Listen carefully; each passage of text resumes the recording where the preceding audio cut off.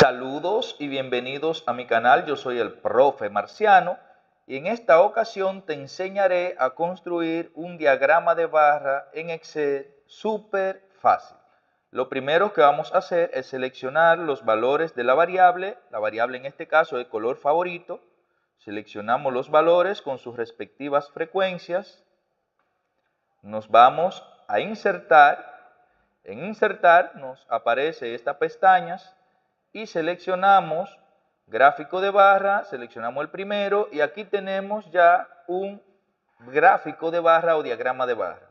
Vamos ahora a darle formato, cliqueamos encima de título para ponerle el título al gráfico. El título del gráfico en este caso es color favorito. Escribimos color favorito.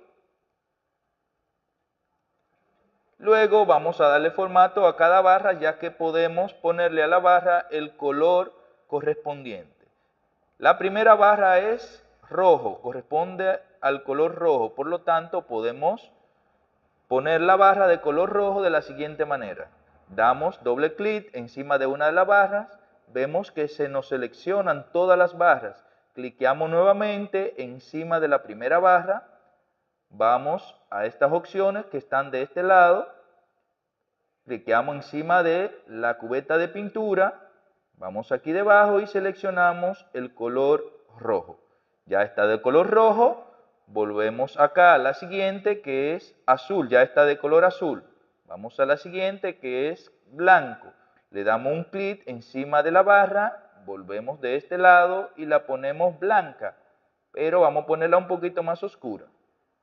Ahí tenemos, la siguiente barra es de color negro, por lo tanto cliqueamos encima de la barra, volvemos acá y buscamos el negro. Luego está el rosado, cliqueamos encima del rosado, vamos a la cubeta de pintura, no vemos rosado por acá, bueno sí, aquí está, cliqueamos encima y ya está rosado. Ahí tenemos un gráfico de barras o diagrama de barras construido súper fácil en Excel.